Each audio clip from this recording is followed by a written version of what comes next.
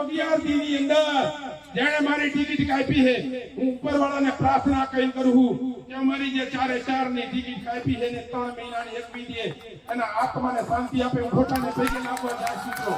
એવાને કેટલાની ટિકિટો નથી મળી, ઘણા બધાને. અને હમણાં તો એક જણા એવું કીધું કે દીવો અખંડ રાખ્યો, જેને મારી ટિકિટ કાપી હોય એને ભગવાન એનું ધનંતર જ કાઢે. લે દીવો પણ એ કાકા ઘી આરામના પૈસાનું હોય, ઘરના પૈસા નથી. તમે દીવો રાખવા કરતા તમે બંદૂક લઈને અમે આવો ને, તમારી તાકાત હોય તો. આ વેપારીનું કામ હે. સાંભળ્યું હતું ને સોશિયલ મીડિયામાં, દીવો કર્યો ટિકિટ કાપી હોય, પણ ટિકિટ તો કાપે ને ગામને કંદરો શું કરે ને ટિકિટ દેવાની હોય કે ખોટી વાત છે. અને ગામને સારામાં સારા 19 જ્ઞાતિને ટિકિટ આપી.